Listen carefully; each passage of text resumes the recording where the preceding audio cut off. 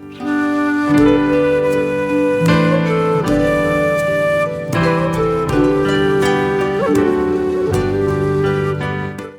gostaria de falar, Deus colocou no meu coração para falar nesta manhã sobre o que é que acontece ou o que é que aconteceu depois do Natal. E a Bíblia fala-nos precisamente sobre esse momento, depois que Jesus nasceu, o que é que aconteceu. Então, eu convido-vos a abrir comigo, por favor, as vossas Bíblias, no Evangelho de Mateus, capítulo 2. Então, Mateus, capítulo 2, começando no verso número 1, e até ao fim do capítulo, diz assim: Tendo Jesus nascido em Belém da Judeia, nos dias do rei Herodes, eis que vieram os magos do Oriente a Jerusalém. E perguntavam: onde está o recém-nascido rei dos judeus? Porque vimos a sua estrela no Oriente e viemos para adorá-lo. Tendo ouvido isso, alarmou-se o rei Herodes e com ele toda a Jerusalém. Então, convocando todos os principais sacerdotes e escribas do povo, indagava deles onde o Cristo deveria nascer. Em Belém da Judeia, responderam eles, porque assim está escrito por intermédio do profeta. E tu, Belém, terra de Judá, não és de modo algum a menor entre as principais de Judá, porque de ti sairá o guia que há de apacentar o meu povo Israel. Com isto, Herodes, tendo chamado secretamente os magos, inquiriu deles com precisão quanto ao tempo em que a estrela aparecera. E enviando-os a Belém, disse-lhes: Ide informar-vos cuidadosamente a respeito do menino. E quando o tiverdes encontrado, avisai-me para eu também ir adorá-lo. Depois de ouvirem o rei, partiram. E eis que a estrela que viram no Oriente ia adiante deles, até que chegando parou sobre o lugar onde estava o menino. E vendo eles a estrela, alegraram-se com grande e imenso júbilo. E entrando na casa, viram o menino com Maria, sua mãe, e prostrando-se o adoraram. E abrindo os seus tesouros, entregaram-lhes as suas ofertas, ouro, incenso e mirra. Sendo por divina advertência prevenidos em sonho para não voltarem à presença de Herodes, regressaram por outro caminho à sua terra. Tendo eles partido, eis que apareceu um anjo do Senhor a José em sonho e disse: Dispõe-te, toma o menino e sua mãe e foge para o Egito e permanece lá até que eu te avise, porque Herodes há de procurar o menino para o matar. Dispondo-se ele, tomou de noite o menino e sua mãe e partiu para o Egito. E lá ficou até a morte de Herodes, para que se cumprisse o que fora dito pelo Senhor por intermédio do profeta: do Egito chamei o meu filho. E vendo-se iludido pelos magos, enfureceu-se Herodes grandemente, e mandou matar todos os meninos de Belém e de todos os seus arredores de 2 anos para baixo, conforme o tempo do qual com precisão se informara dos magos. Então se cumpriu o que fora dito por intermédio do profeta Jeremias. Ouviu-se um clamor em Ramá, um pranto, choro e grande lamento, e era Raquel chorando por seus filhos, inconsolável, porque não mais existem. Tendo Herodes morrido, eis que o anjo do Senhor apareceu em sonho a José no Egito e disse-lhe: Dispõe-te, toma o menino e sua mãe e vai para a terra de Israel, porque já morreram os que atentavam contra a vida do menino. Dispôs-se ele, tomou o menino e a sua mãe e regressou para a terra de Israel. Tendo, porém, ouvido que Arquelau reinava na Judeia em lugar de seu pai Herodes, temeu ir para lá e, por divina advertência, prevenido em sonho, retirou-se para as regiões da Galileia. E foi habitar numa cidade chamada Nazaré, para que se cumprisse o que fora dito por intermédio dos profetas: ele será chamado Nazareno. Bem, vamos orar? Senhor Jesus, nós queremos agradecer-te nesta hora, nesta manhã, pela tua palavra, pelo privilégio que temos de estar na tua casa e porque pela ação do teu Espírito, tu não só permitiste, ó Deus, que o teu Filho Jesus viesse à terra, ó Deus, através de Maria, mas também viesse, ó Pai, para nos dar exemplo, para estar no nosso meio, para habitar entre nós e para, enfim, morrer na cruz do Calvário por causa dos nossos pecados. Nós te agradecemos porque, por esse motivo, podemos estar hoje e agora neste lugar, invocando o Teu nome e a Tua presença e com a Tua palavra nas nossas mãos para podermos meditar nela e receber dela a instrução para as nossas vidas. Pedimos ao Pai que o Teu Espírito Santo venha fazer isso mesmo, tocando nos nossos corações e nas nossas mentes, em nome de Jesus Cristo. É assim que nós oramos. Amém. Então, de todas as histórias bíblicas que nós conhecemos, ouvimos e gostamos e que passamos aos nossos filhas e filhas, porventura a mais conhecida e uma das preferidas da maior parte das pessoas é a linda história do Natal. É uma história que nos revela humildade, amor, misericórdia, paz, e que envolve aquele que é porventura um dos momentos mais marcantes na vida de qualquer pai, de qualquer mãe, que é o nascimento de uma criança. Mas esta linda história do Natal, porventura vive mais na nossa imaginação do que na realidade do texto bíblico. É uma história que tem sido, porventura, embelezada, ano após ano, Natal após Natal, sempre que preparamos uma farta mesa, com tudo aquilo que há de bom e de melhor para comer, sempre que nos achegamos àqueles de quem mais amamos, sempre que trocamos presentes, sempre que saímos para ver as luzes de Natal, que são colocadas nesta altura todos os anos, sempre que nos fechamos no calor do lar, quando está frio lá fora, para ouvir as músicas de Natal, para ver os filmes de Natal, enfim. É um tempo em que nos envolvemos em tudo aquilo que envolve esta chamada quadra natalícia e o chamado espírito do Natal. Mas a história do Natal tem tanto de chegar perto como de fugir para longe. Tem tanto de paz como tem de guerra. Tem tanto de alegria como tem de choro e de pranto. Tem tanto de amor como tem da pior das brutalidades. A história do Natal tem tanto de vida como tem de morte. E o nascimento de Jesus teve as suas implicações. Na verdade, ninguém ficou indiferente quando Jesus nasceu. Por um lado, homens de longe vieram para procurá-lo. E por outro, o rei Herodes e toda a cidade de Jerusalém ficaram em alvoroço por causa desse mesmo nascimento. E em breve o nome de Jesus correria de boca em boca, de vila em vila, de cidade em cidade, por todo o território de Israel e pelas terras ao redor. De uma maneira tal que apenas na geração seguinte, os seguidores deste mesmo Jesus seriam acusados de virar o mundo de cabeça para baixo. Mas há várias suposições de quem poderiam ser estes magos. Alguns dizem que possivelmente seriam descendentes dos judeus que ficaram na Babilónia após o cativeiro.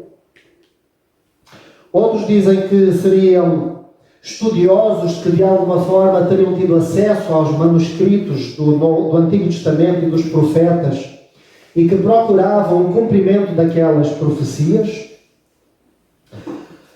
Com certeza, em qualquer destas hipóteses, eles eram astrónomos, não é? Ou pessoas que olhavam para o céu, pessoas que estudavam as estrelas e que de alguma forma acreditavam que os acontecimentos da Terra tinham algum reflexo com base naquilo que era visível no céu. Na verdade, nós não sabemos quem eles eram, ou pouco ou nada sabemos a respeito deles. Dizem que eles eram 3, mas nós não sabemos, e a Bíblia não diz. Dizem que eles eram reis, mas também provavelmente não era verdade.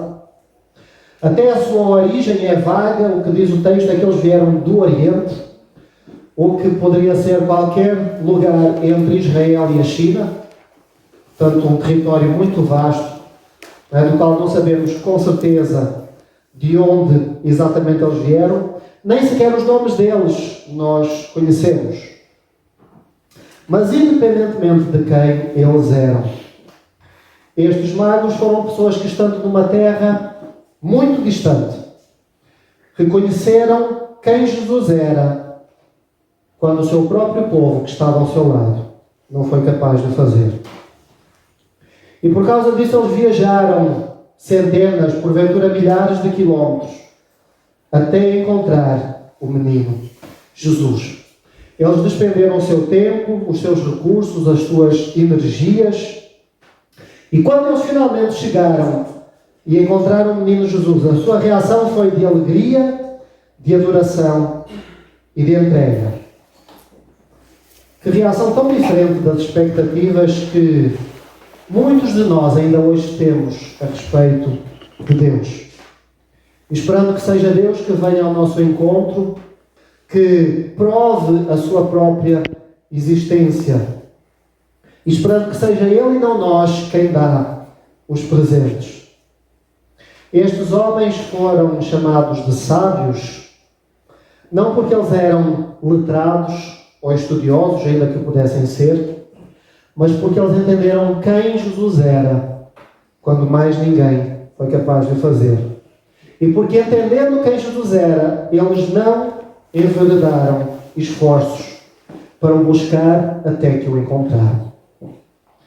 Eles foram chamados de sábios porque eles buscaram Jesus não por causa de quem Jesus era, ou esperando alguma coisa em troca, mas eles procuraram Jesus para poder entregar e não receber. Eles procuraram Jesus porque eles viram no céu uma estrela especial. E para todos aqueles que, como nós, vivem debaixo das luzes e da poluição das cidades, a luz das estrelas é algo que perde um pouco a sua importância.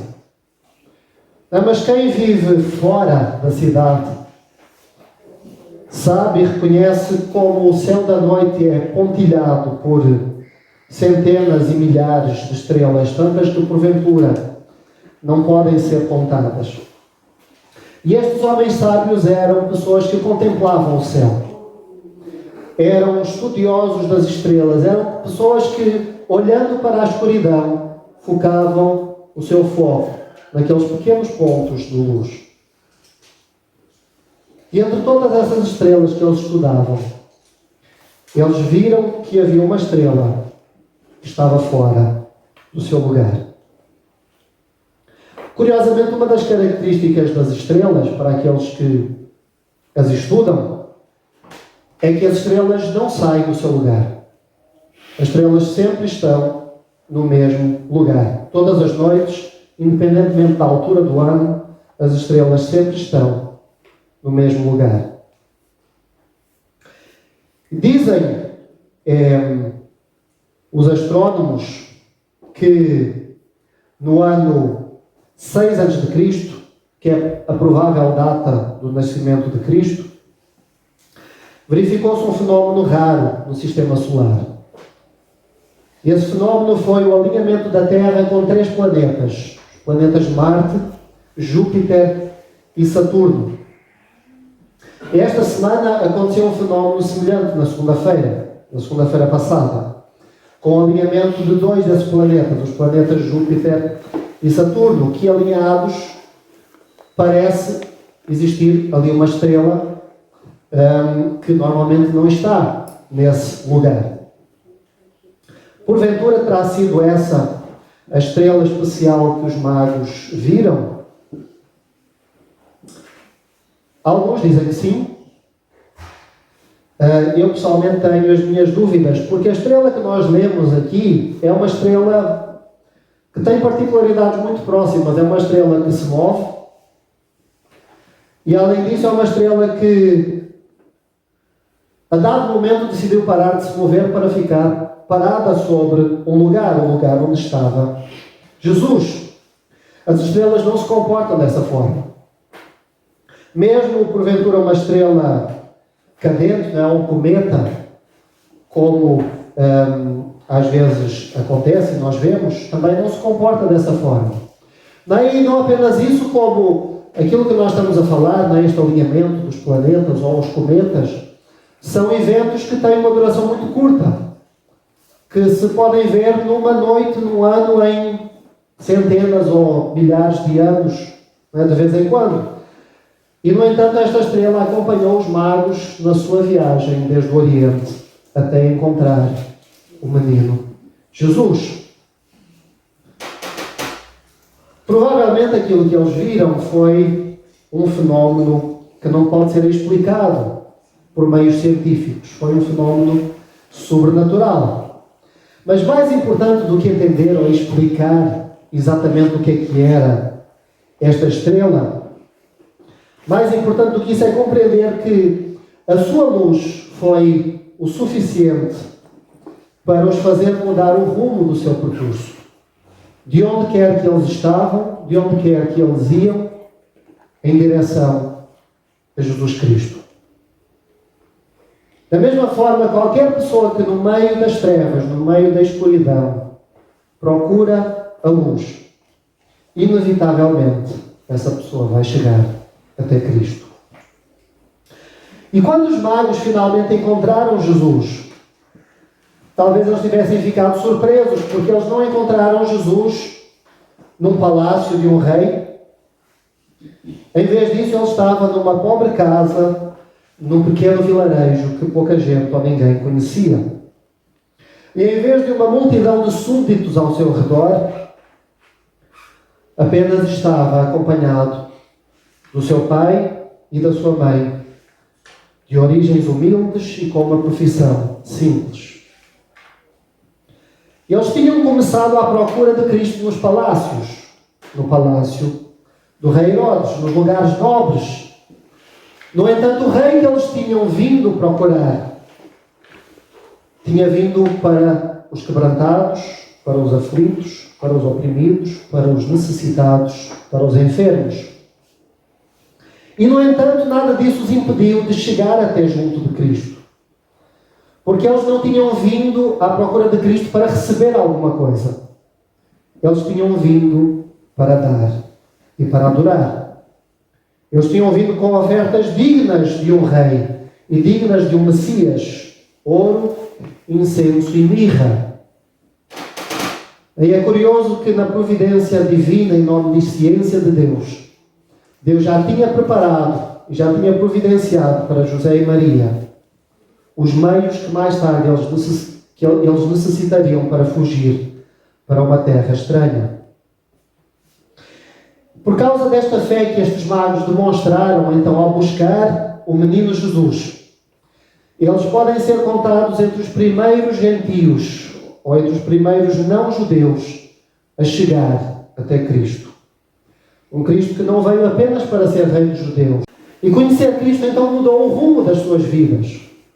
Mudou o foco das suas vidas, de uma forma tal que, quando eles voltaram, eles já não voltaram pelo caminho dos palácios do rei Herodes, mas eles voltaram fugindo do próprio rei Herodes.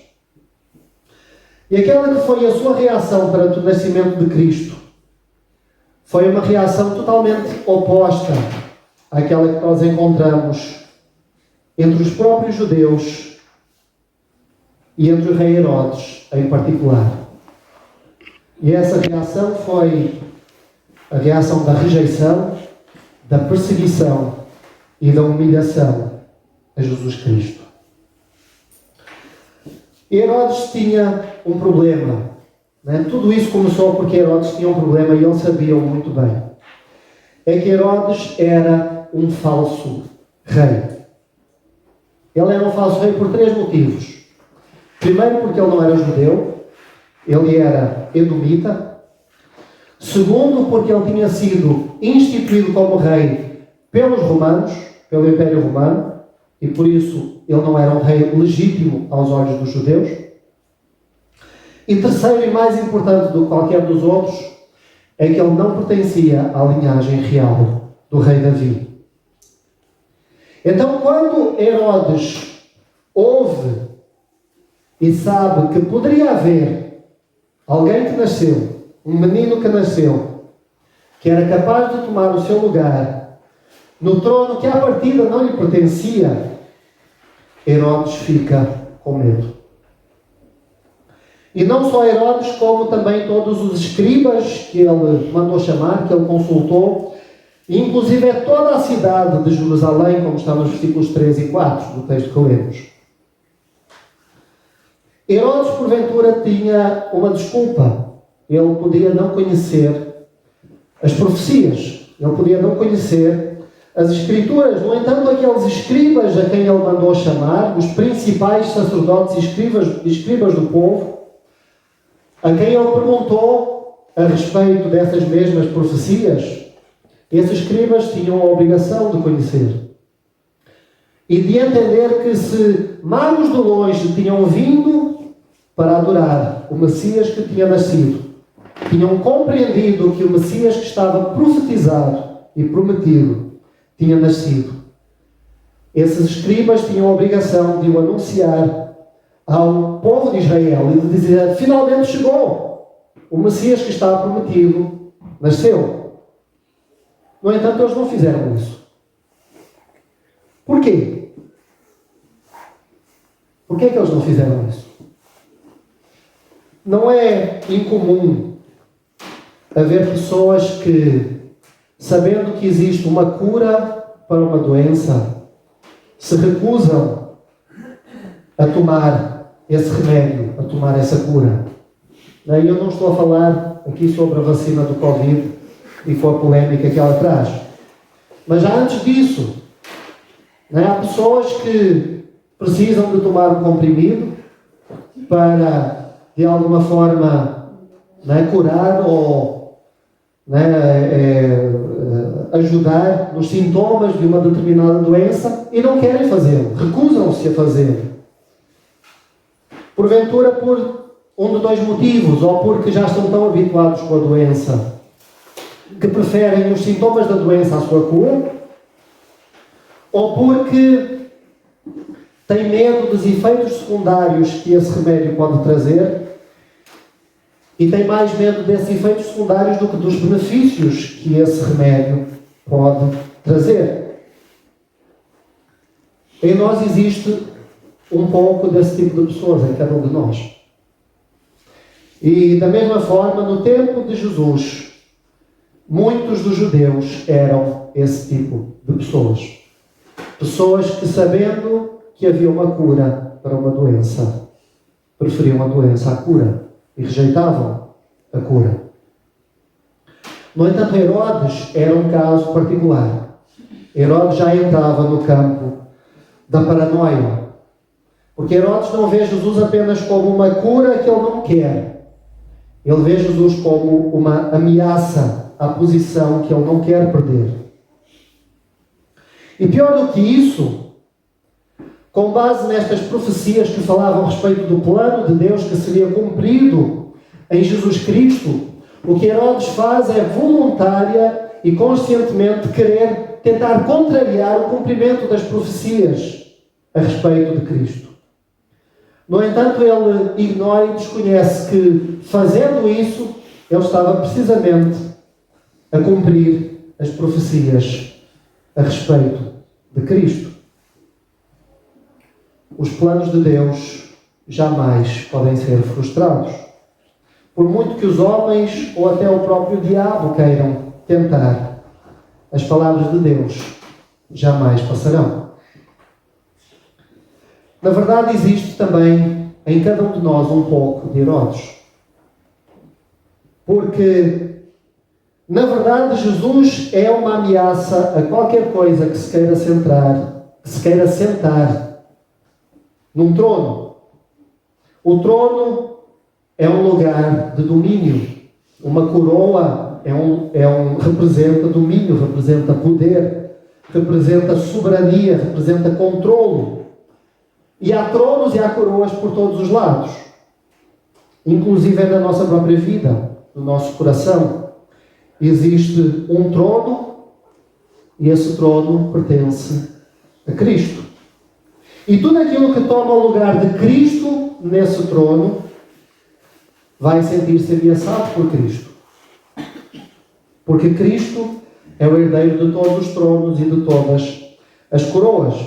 E tudo aquilo que toma o lugar de Cristo nesse trono que existe dentro de nós, dentro do nosso coração, é, tal como Herodes, um falso rei que prefere ver Cristo morto.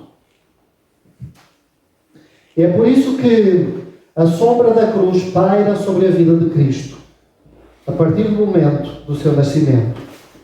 É por isso que Cristo e a sua Igreja continuam e continuarão a ser perseguidos, rejeitados, humilhados, até que Cristo volte. Porque em cada ser humano existe esta luta interior por poder e pelo controle daquilo que só cabe a Jesus Cristo controlar. E quando Jesus nasceu, então aquilo que nós vemos é que ele não nasceu neste ambiente pacífico que nós normalmente atribuímos à cena do Natal. Ele nasceu num mundo em profundo tumulto, em tensão, num mundo cheio de problemas e de perigos e de medos e de violência, num mundo que mata crianças indiscriminadamente. E antes que o Rei da Paz tivesse oportunidade para sequer falar ou andar, ele já era um refugiado em terra estranha com um prémio sobre a sua cabeça. Mas no plano de Deus, era assim que deveria ser. Era nesse contexto que o Salvador deveria vir para trazer justiça e para trazer paz. Porque que valor haveria em nascer num ambiente de conforto, num ambiente de riqueza, quando à volta só existe miséria e pobreza? Que valor haveria em ter todas as facilidades da vida, quando o mundo sofre violência e injustiça? Não foi para isso que ele veio. Ele veio para ser Emmanuel. Ele veio para ser Deus conosco. Ele veio para se encontrar conosco no meio dos nossos problemas e das nossas misérias, no meio das nossas dores. Na verdade, Cristo nasceu no mesmo mundo em que nós vivemos no dia de hoje, porque nada mudou. E é por esse motivo que ele continua a ser tão ou mais necessário do que ele sempre foi. Mas é irónico que de todos os lugares para onde José e Maria e o menino Jesus poderiam ter fugido, tenha sido precisamente o Egito o lugar de refúgio. Este mesmo Egito que séculos antes tinha sido um lugar de escravidão para o povo de Israel. Este mesmo Egito que, nos tempos de Moisés, tinha sido cruel e assassino das crianças de Israel. Deus, quando quer, pode transformar o pior dos lugares no melhor dos propósitos.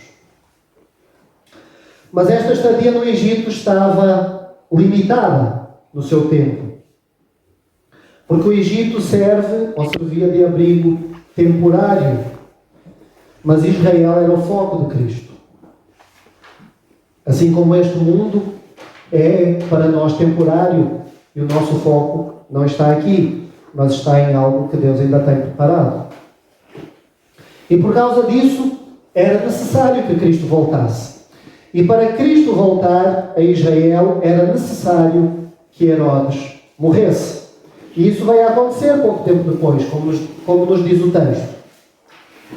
No entanto, o que o texto não diz é o modo como Herodes morreu.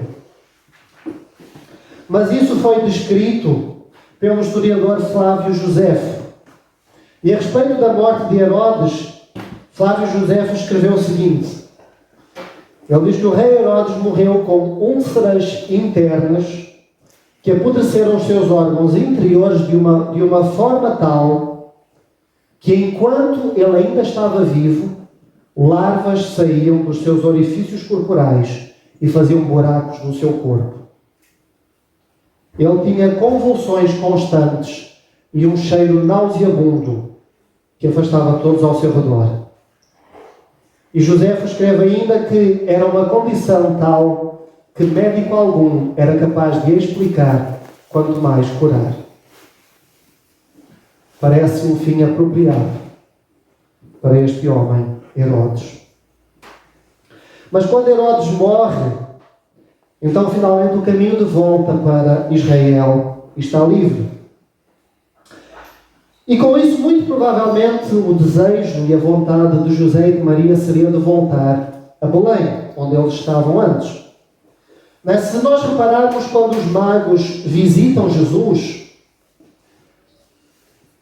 e Herodes tinha inquirido os magos a respeito de quando essa estrela tinha acontecido, e por causa disso ele manda matar as crianças de 2 anos para baixo. Então, por causa disso, nós compreendemos que Jesus deveria ter aproximadamente 2 anos, né? Ou talvez um pouco menos de 2 anos, quando ele é visitado pelos magos. Né? E todos nós conhecemos a história do Natal. José e Maria eram de Nazaré. Eles tinham ido a Belém por causa do recenseamento que tinha sido decretado pelo imperador César Augusto e porque a sua linhagem era originária de Belém. Então eles foram até Belém para poderem ser recenseados e foi nesse momento que Jesus nasceu. No entanto, quase 2 anos depois, eles continuavam em Belém. Eles não tinham voltado a Nazaré. E é fácil entender o porquê, quando nós conhecemos a história, não é? De Maria, que ficou grávida por ação do Espírito Santo. José, que sendo justo, não queria infamá-la, não é? Mas antes planeou fugir e deixá-la, e não o fez porque foi avisado por um anjo a respeito daquilo que tinha acontecido e daquilo que iria acontecer. Mas com certeza em Nazaré havia cochichos, havia fofocas, havia conversas de esquina a respeito de José e desta Maria que tinha ficado grávida assim de uma hora para outra. E com certeza José e Maria prefeririam começar a sua vida num lugar onde ninguém os conhecesse, começar uma vida nova num lugar onde ninguém os conhecesse. Mas aquilo que José é avisado em sonhos é que ele deveria ir para Nazaré. E ele deveria ir para Nazaré para que se cumprisse o que fora dito por intermédio dos profetas. Ele será chamado Nazareno. O último versículo do capítulo 2 que lemos. Porquê é que era importante? Porquê é que era tão importante que Jesus fosse chamado de Nazareno? Em todos os povos e em todas as culturas, há aquele grupo de pessoas ou aquela região que de alguma forma tem alguma má reputação.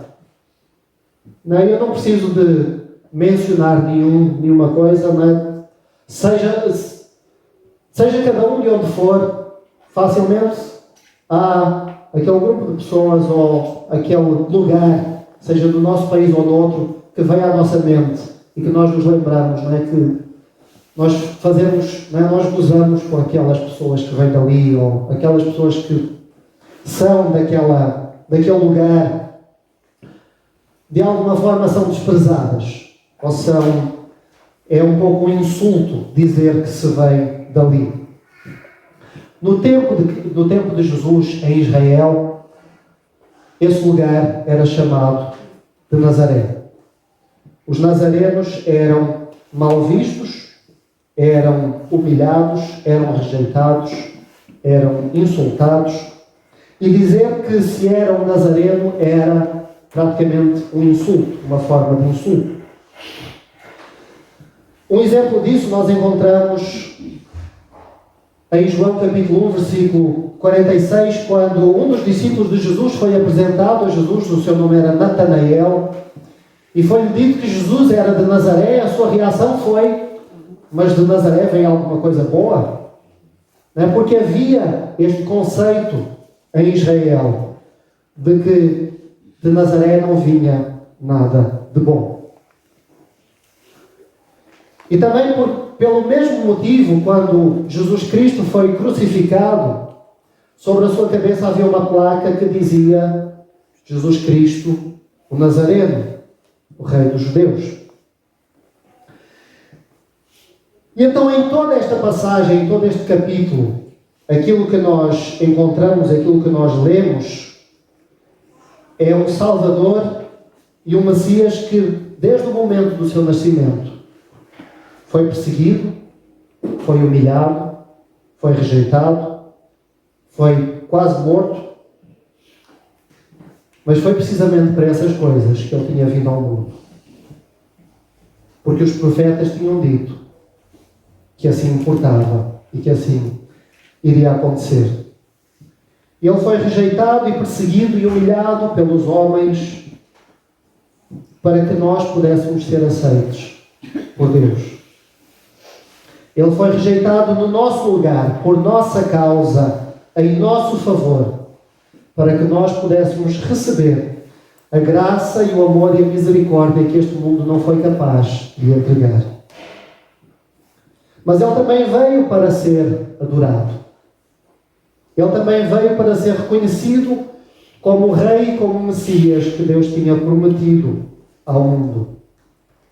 Infelizmente, em Israel foram poucos aqueles que reconheceram essa verdade e essa necessidade de adorar a Jesus quando Ele nasceu.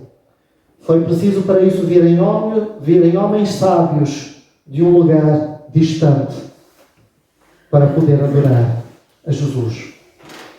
Da mesma forma, sábios são todos aqueles que o procuram e que o adoram, independentemente de onde vierem, da distância ou da dificuldade para o encontrar.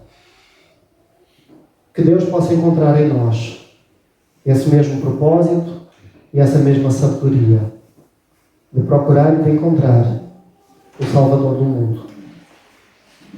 Que assim seja. Amém.